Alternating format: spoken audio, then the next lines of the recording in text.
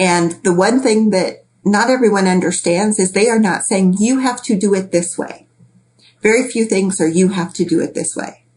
Most are you have to look at your process. You have to know what your process is. You have to be auditing your process.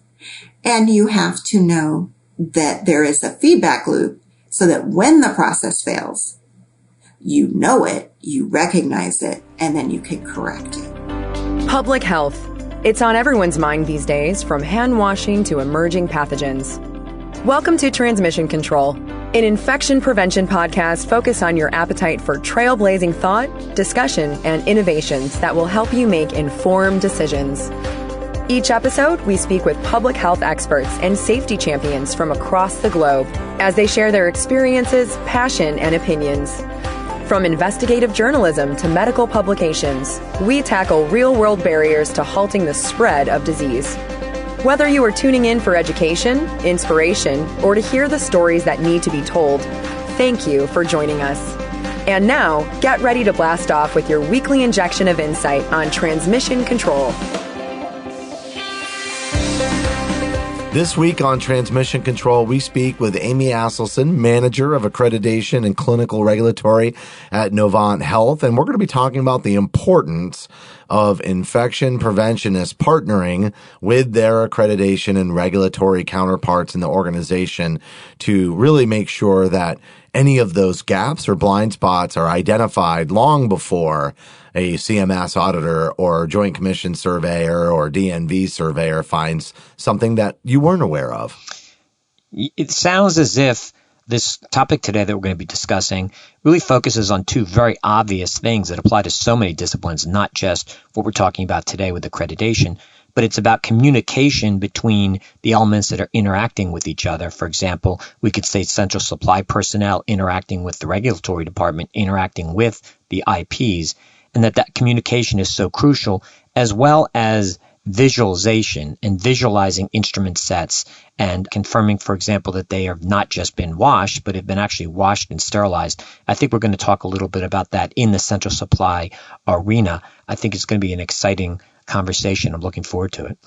All right, we're going to be right back with Amy after a short break.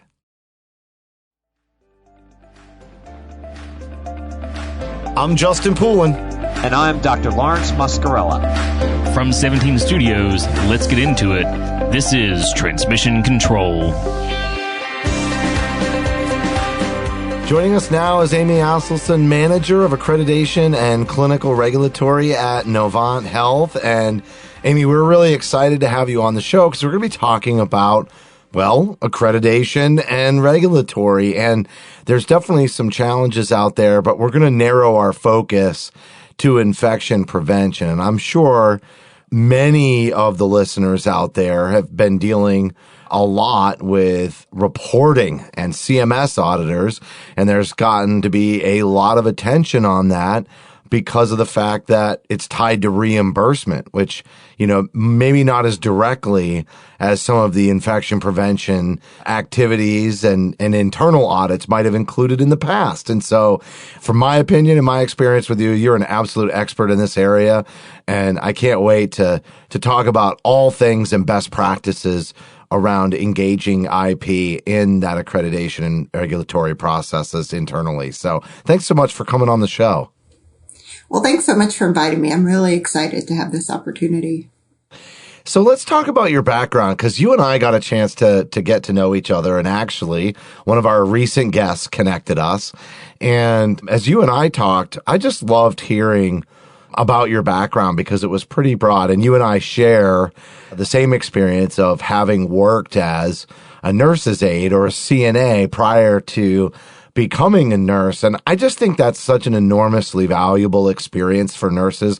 Some that come in without that, you know, I've seen them have, in some cases, a different kind of attitude towards the CNAs when they get on the floor. And I can tell you, it just did a world of good for me because there was no job once I became a nurse that was beneath me. I understood that we all had to dig in as a team. And you had a very similar kind of experience in your early career.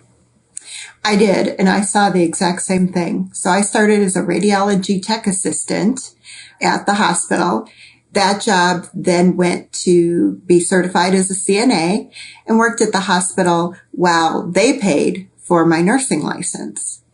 And so when I became an RN, I was able to see the work that was being done in not only ancillary departments and not necessarily bedside, but radiology, and see the hard work that was going on with the nursing assistants. And I will also tell you that those three positions really helped when I moved to regulatory because I knew it was happening in the bedside world as well. And how long have you been in sort of your accreditation role, and how did you even get there? So I've been in regulatory about 15 years. I started in Minnesota and did most of my work there. I've only been in North Carolina for about a year and a half. And I got into it because the hospital that I was working at went through a very bad survey. And as they were prepping to come out of that survey, they were asking clinical employees to come help them audit. And as I was auditing, I found it fascinating and really seeing how knowing what was going on bedside helped as you were trying to determine your compliance. Yeah, and also I'm imagining engaging staff in that process probably helps a lot with making the kinds of improvements that are needed as well. Is that correct? It is. And it's much easier to have that conversation as, hey, I'm a nurse and I worked bedside this many years. I was a critical care nurse. And here were my experiences with that. And so I understand where your barrier is. And I kind of know where to look for the naughty stuff because I was a hoarder too. I wanted it close enough to the bedside that I didn't necessarily store it where it was supposed to be stored. And so those kind of things made it easier for me to connect and help tell the why. This is why it's important because that's what's going to help change practice and behavior. It's so interesting because you're talking about the why. But the reason that's so important is because you want people to have a more positive attitude and outlook around accreditation and regulatory. And so I want to go back to why, which is, what have you seen to be, people's attitudes as healthcare workers towards, being compliant and being able to pass surveys and going through those kinds of audits. Like, I think the why is how they get comfortable with it because then it's connected to the mission. But a lot of times you must be running into people that really see, some of that as an annoyance especially when they don't understand the purpose behind it. When I was bedside, I remember thinking that there was someone in a little dark corner in the basement whose only job was to make my life more difficult. And they worked for the purpose of Joint Commission, and that was it. And that's why we had to do things. And I got really tired of hearing, you have to do that because Joint Commission said. And then when I took my first regulatory role, our department and my office was in a little corner in the basement of the hospital. And I realized I'm now that person. And I don't want to be viewed as the person in the corner in the basement who's trying to make their life difficult. So if regulatory is done correctly, you are kind of a guide for the compliance. So you're there to kind of help them understand where those guides are without being so prescriptive that they can't do their work. So maybe, Amy, if we're talking a little bit about the why, what if we talk about the what? I'm a little interested in, let's say, 10 years ago compared to today. So a couple questions. First one is, what is the Joint Commission and these accreditations in infection prevention, infection control, and the quality of these practices? What are they most concerned about today? And is it the same or very different than 10 years ago? And then I have a follow-up to that. It really is very different. So in 2010, Joint Commission decided that they didn't want their surveyors just going in and looking around and seeing, is there stuff on the floor? Are the walls clean? Okay, I'm good. And so they sent them all for some very specific training in AMI ANSI standards. And the surveyors came out knowing a lot more about how to survey those areas than they had gone in. That was in 2010. And so over the last 12 years, they've gotten better and better at knowing exactly where to look.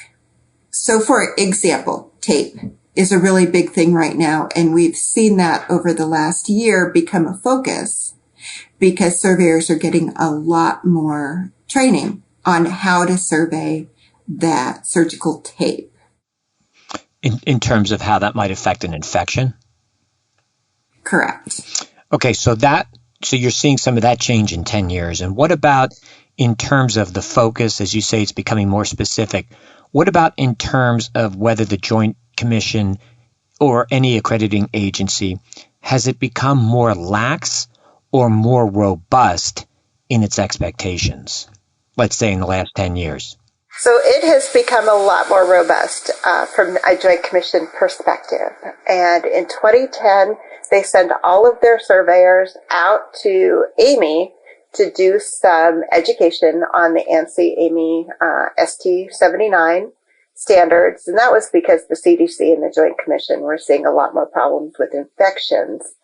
And they were related to instruments not being processed correctly. In 2017, the Joint Commission made 3 different changes. One of them was to how standards are scored. So sometimes they could be scored at 90%, sometimes at 100%. They also made a change to C1, Cite 1, so that if they saw one problem, they were going to cite it and they weren't going to give the organization multiple opportunities to correct it before it got cited. They also created a SAFER matrix, and this was a risk identification tool so that hospitals could identify the highest risks when they got this long list of findings, and they had a way to prioritize. And with that SAFER matrix, we started to see these sterilization and high-level disinfection issues becoming higher and higher priorities. And sometimes they fell into the highest of risk, and that was immediate threat to health and safety, which could actually impact negatively your accreditation ratings. And in the last 2 years, it's been the number one cited with,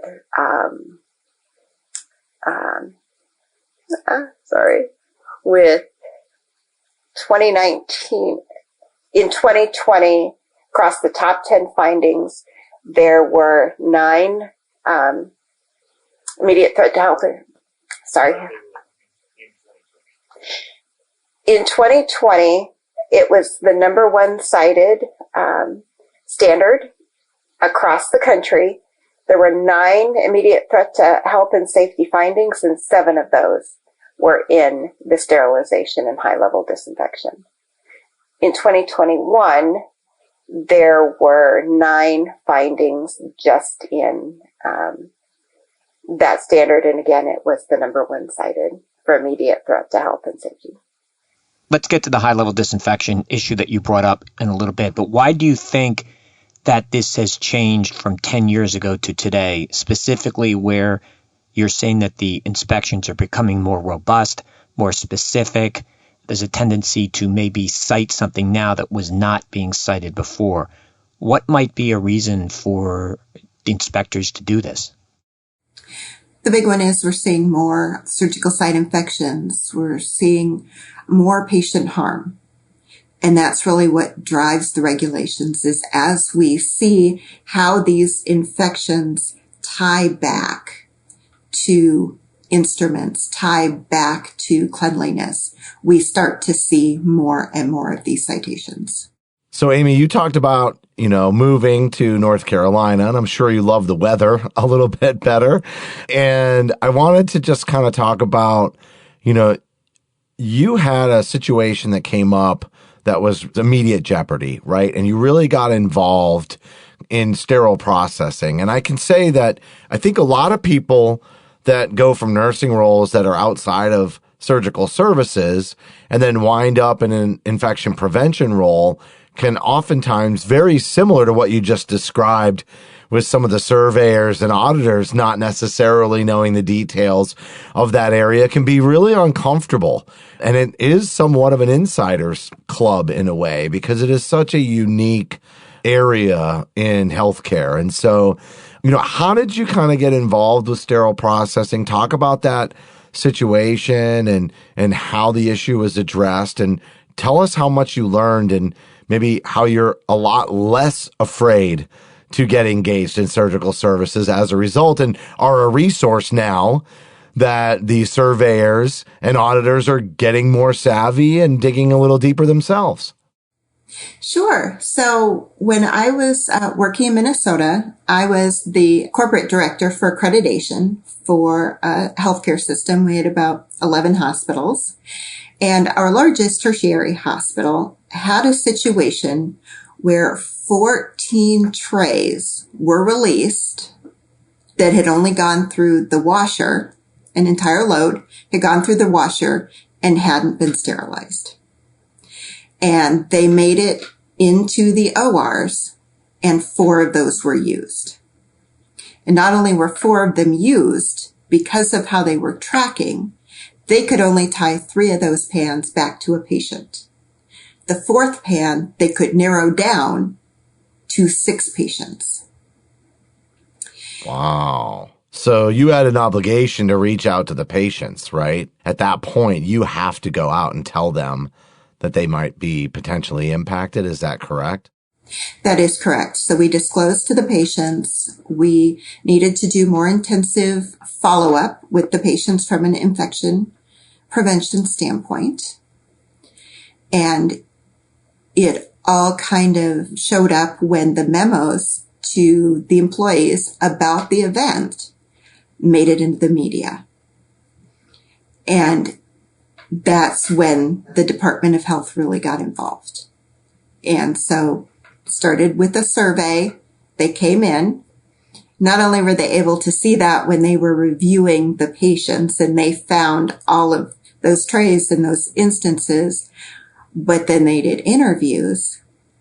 And one of the RNs said to the surveyor, yeah, we keep having problems with pans. We get pans with tissue still on instruments. We get pans with debris in the bottom of the pan, which then led down a whole different road with this survey. So the hospital wound up in immediate jeopardy, and they put an immediate mitigation plan in place. The immediate jeopardy was lifted because there were 10 different immediate actions that had to happen. But they all went to a little bit lower level, but it required a resurvey. In the root cause analysis, so 2 questions. The first one, how common do you think this particular problem is, and maybe it isn't even disclosed today? You were referring to something from the past. How common do you think this is, and what were the primary root causes of the event you described, which would have to be determined in order for you to then know what the corrective actions were that were necessary to prevent this lapse from ever happening again? Yes. So I'll start with the root cause. And this was a lack of communication and a lack of standardization in the documentation. And so there were 14 trays going into a load, and they were manually numbered. So it was load 1, tray 1, load 1, tray 2. 2 of the trays got labeled load 1, tray 10. So when the wash was done, and I'm trying to go back in my memory, but somehow one of the trays was sterilized and taken out of the building because it's a large healthcare system, so they would take them out to the clinics. But the other one that was labeled 110 had been taken out of the washroom, was sitting and waiting for the next shift. When they came and looked at their paperwork, there was the paperwork for 110 having been sterilized. They took that printout, they put it on the tray, and they moved it along, thinking it had been sterilized. And visually speaking, would there not be a difference that one would hopefully detect and observe right from the start a washed instrument set or tray compared to one that was sterilized? Is there not wrapping involved in this for the sterilization process to maintain sterility where the washer disinfector would not be wrapped? You were talking about documentation earlier. What else might have been somewhat visually obvious to indicate that this was not a sterile tray? And that was the second root cause, is no one looked at the indicator to see if it had changed color. Which they would have known if it had been sterilized. They would have seen that it was a sterile set. Yes. So they just tagged the tray, and it wasn't a blue wrap. It was the pan. And they took it in, and no one in SPD looked at those indicators, and no one in OR looked at them. It was finally caught the next morning when a fifth tray was in the OR. And finally, an RN looked at the tray and said, the indicator hasn't changed color. This isn't sterile. And the surgeon wouldn't have seen something like this. And let's say we had a checklist in the operating room. A checklist might say before an instrument set of this type is used, we need confirmation that this has changed color. And when you say changed color, we're talking I'm assuming you're talking about chemical indicators. Where's the associated biological indicators with this? So we saw the associated biological indicator had been run and was attached to the wrong thing. And again, I'm trying to remember all of the processes that broke down here. But at the time, we did not have a checklist where the surgeon had anything to do with the pan. So the surge tech would take off the indicators, look at them, make sure that they had changed color, and dispose of them, and open the pan. And then the surgeon would just be blind. He wouldn't know a sterile set from an unsterile set unless he were to see debris, for example, that ordinarily would have been removed, not just by washing, and there would be a more pristine instrument during the sterilization process. He wouldn't necessarily know. So in this immediate jeopardy being lifted in these mitigations, corrective actions, was a checklist, for example, adopted? How did you address to make sure moving forward that the color change was something that was always going to be checked and couldn't be missed? One of the things that they did was put a container next to the back table, and all of the indicators had to go in there. You couldn't just take them off and throw them away. So it was the tabs with the indicator change. They had to be kept, and they had to be double checked before the case could start by the circulator, so that there were at least 2 sets of eyes on them. And then they put in several new steps for documenting who looks at it. So it had to be checked by a second set of eyes before it could leave SPD. Then it had to be looked at by 2 sets of eyes in the sterile core. Then it had to be looked at by 2 sets of eyes in the OR. Excellent. And it's amazing how much just inspecting something visually, how important visual inspections are in terms of compliance and just in terms of how this applies to the regulatory aspects of all of this. Yeah. Well, because here's the thing, too, is we know there's such opportunity to bring in technology to reduce that human error. But in the meantime, I'm thinking that's kind of the purpose of the regulatory agencies, or one of them, is to evaluate, are your processes clear to those human resources, those staff, and how well are they executing? And do you have competencies, and do you reinforce those things so that the process is sound? Because there is a high degree of variability when you start talking about people and managing people. So, Amy, I'll let you build on that and correct anything that I said there as well. But, just leaping off of what Larry said, I really just want to come back and from a big picture, especially after you talked about your scenario, and they get involved when something goes wrong. That's the regulation piece. So, outside of a scenario like that where something happens and then they come in and they see more and more broken processes, but in general, why do we need regulatory agencies? Well, in general, it's because people get hurt. And just about every regulation that you see, Joint Commission, DNV, CMS, it's because someone got hurt. And they decided that the best way to make that happen, to stop that from happening, was to say, you have to look at your process. And the one thing that not everyone understands is they are not saying you have to do it this way. Very few things are you have to do it this way. Most are you have to look at your process. You have to know what your process is. You have to be auditing your process. And you have to know that there is a feedback loop so that when the process fails, you know it, you recognize it, and then you can correct it. And when you say the process, I'm thinking at least part of the elements of the process are the policies and procedures in comparison to the practices. Is that correct? That is correct. Because I often hear people say, well, the practice was wrong. The practice was wrong. If the practice is consistent with the policy and procedure, then the practice isn't really wrong. It's the policy and the procedure that was wrong. Correct? Correct. And that's one of the pitfalls of regulatory is sometimes you feel like you want to write your policy so they're pretty for regulatory. So when I hand them over to a surveyor, they look really nice. What we don't always take into account is we need the people who are doing the work to be involved in the policy development. So the policy matches the practice rather than trying to force the practice to match a policy. Well, that's like the whole thing when we talk about people versus processes. So it's like how you're trying to interact when you're trying to get engagement, right? And you're doing, any kind of audit internally to prepare for surveys and auditors and engaging them.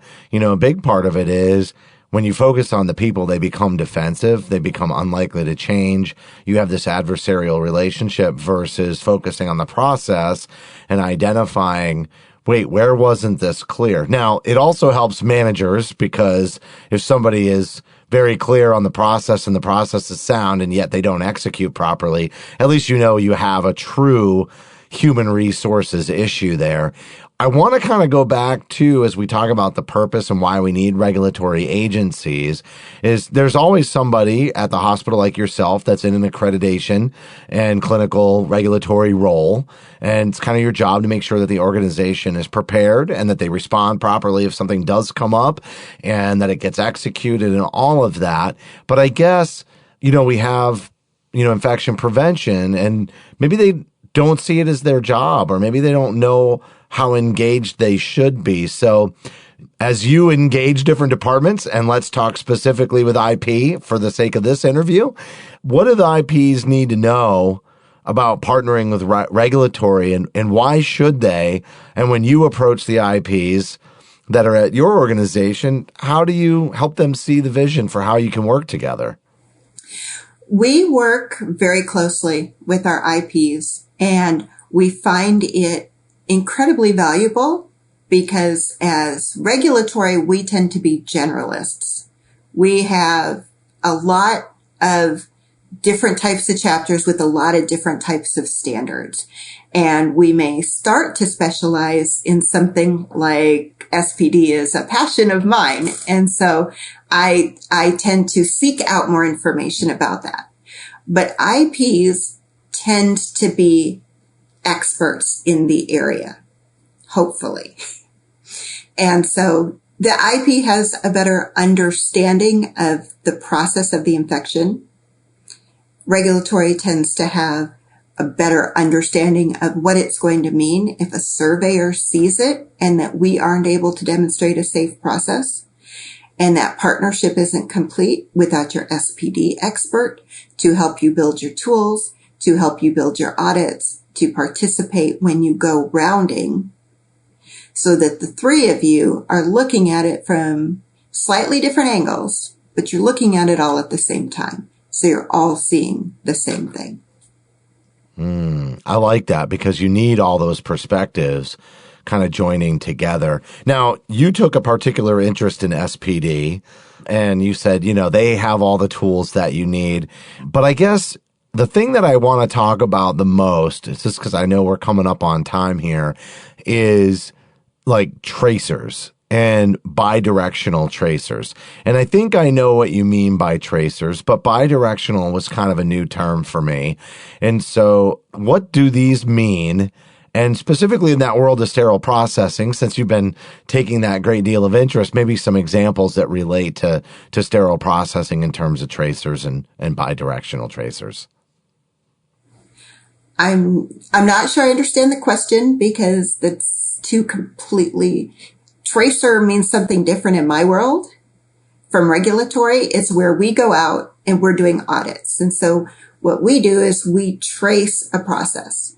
So I might go to the OR, look at the case card, and I'm going to follow that case card back to SPD, and I'm going to see what happens.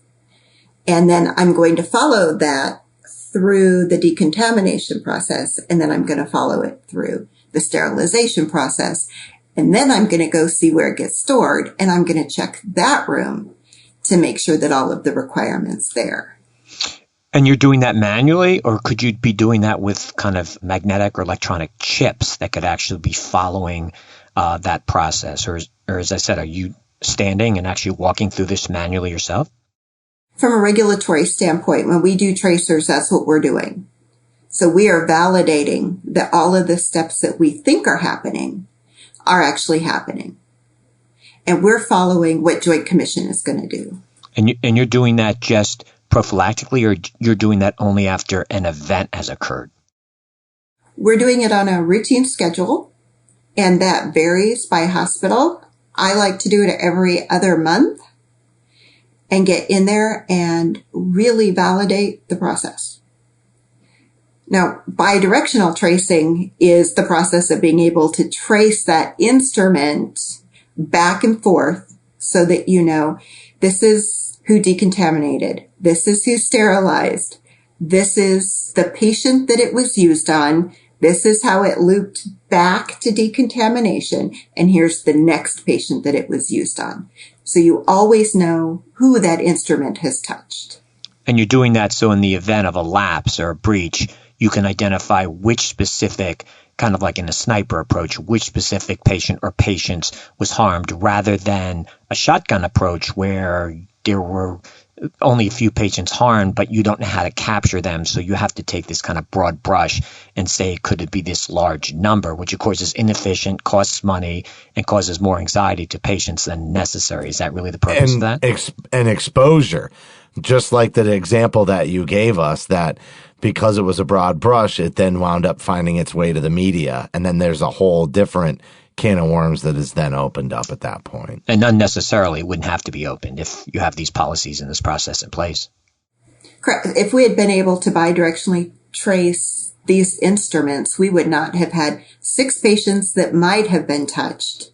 We know only one was, but we don't know which of the 6. And so we hit the patient, but we also disclosed to 5 patients who may not have had anything to worry about.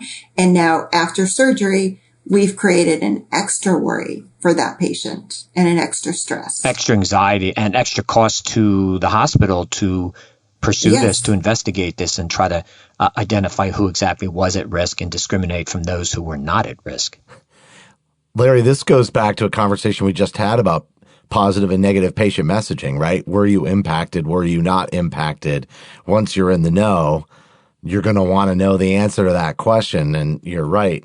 Without proper tracing, there's some ambiguity that gets left out there on whether they were positively impacted or whether it wasn't relevant to them. We call it instrument tracking and endoscope reprocessing, for example, as opposed to necessarily tracing.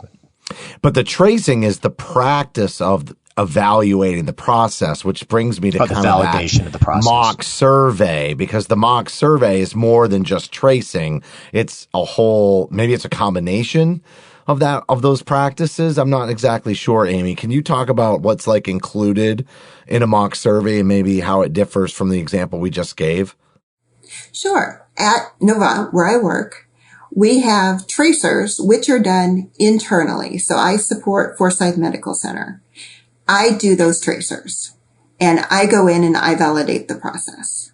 Then we have a mock survey, and accreditation leaders who support other hospitals are coming in and looking at our hospital's process. And we try and do that once a year to have someone come in and do a deep dive. And so they're doing the tracing. They are sitting down and they are looking at 2 years worth of logs. And they are asking for those MIFUs. And then they are sitting there with every piece of instrumentation in decontam at that moment. I want to see the MIFU. I want you to tell me your times. I want you to show me how you know how much detergent is in that sink. I want to know, are you using detergent versus enzymatic? Do you know the difference? So those are kind of those deep dive questions that we don't necessarily have time to do every other month, but we are always getting someone else in to look at. Do you need somebody who is kind of a specialist in the accreditation and regulatory world on the infection prevention team, or potentially vice versa? You really do. And if you don't have someone who's worked in that world, you need someone willing to learn it and willing to partner to. When I started in SPD, I started with working with our corporate manager of SPD. She actually reported to me, and I walked into a decontamination room and was trying to show off to her. And I'm like, that's a sterilizer. And she's like, no, it isn't. That's a washer. You're in the wrong side. And she talked about, I had a kindergartner's understanding of SPD. And by the time she was done with me, I was going to have a junior in high school. Now I wasn't going to be anywhere near diploma level, but she was going to get me to high school to understand it. And we did that through 3 and 4 hour chunks of time in SPD, watching the process, being able to see how the actual work is done and not watching videos, and then developing tools so that when I came back in a month, I would remember what it was I was looking at. And she went the extra step and said, these are the tools that Amy's going to use when she comes in to audit you. You are going to use these tools weekly. And we are going to compare what you have done every week and what you are saying is happening to what Amy is saying is happening and what Amy is saying. And you are both using the same tool. One of the things I've heard over and over to that whole conversation is that there is a lot of sort of comparative validation, because even the way you talk about the mock survey, now you're bringing somebody from the outside who's coming in and kind of going through those same processes, but in a much more aggregated kind of way versus strategic, components of doing tracing, right? And then you get that outside perspective, and the whole idea is some checks and balances there, because it takes a fresh perspective to truly find any gaps that might have been missed. And I'm hearing it the same way you just described that, where you have sort of this co-validation mechanism that, offers up an opportunity for learning, but also identifies the gaps so that they can be addressed. And it seems to me like that's got to be like a real basic function of, your role in accreditation on a regular basis, is you're constantly in search of gaps. Is that right? Yes, that's what we do. And most accreditation people have the motto, trust but verify. And so our job comes in the verify. I love it. This is a great conversation. I know we could probably bring you back and talk about CMS auditors and COVID reporting, and I think that would be a really interesting topic, maybe one that you're exhausted in having. But I know that's a huge opportunity right now and a big focus. So would love to have you back at some point. But I think just giving us, an inside look into accreditation, regulatory, why IPs should be partnering, and really I like how you position the trifecta, right? You have who owns the department, who has to manage the day-to-day, with IPs who are kind of taking a little bit higher level, but from a different angle than your higher level in terms of what's going to happen, when the surveyors come on site. So really nice job today. Thank you so much for coming on the show. Thank you very much for having me. I really enjoyed it. That was Amy Asleson, Manager of Accreditation and Clinical Regulatory at Novant Health. And Larry, we talked about the importance of mock surveys, and really I think the key message is partnering with the accreditation and regulatory team members, whether you're in infection prevention or maybe you're in sterile processing or other departments. But we talked about this after we stopped recording, but the scary part isn't working with your internal team members in accreditation. It's when the auditors or the surveyors show up and find something that nobody knew about. And so, Amy kind of highlighted for us that it's important to catch those things because then you'll have a process improvement already in place, and that makes things go so much smoother. When they find something you didn't know about, then the cover really comes off, and I think that's when things can oftentimes get tense. And Amy has a first-hand experience with that was obviously very stressful and a pretty extensive remediation process. Right. She talked about the gap analysis where we have a standard or we have a known process or practice that we are assuming that we're performing. And then if we do a audit, whether it's internal or external, and we find out a deviation or nonconformance, there's a gap there, the gap between what we should be doing and what we actually are doing. And then that ties into having in place those mechanisms to verify and validate the effectiveness and completeness of these processes. So this is all a very important way of, to your point, Justin, what we call continual improvement. All right. Well, that's going to do it for this week's show. But as a reminder, you can help support Transmission Control by subscribing on Apple, Amazon, or Google Podcasts. We're also available on Stitcher, iHeartRadio, Spotify, or search for Transmission Control on your favorite podcast application. You can also access bonus content for certain episodes, but to do so, you have to download our smartphone app for iPhone or Android. And while you're there in the App Store or the Marketplace, we'd certainly appreciate a rating and a review because your feedback is important to us here at the show. On behalf of Larry and myself, thank you for listening to this week's episode of Transmission Control.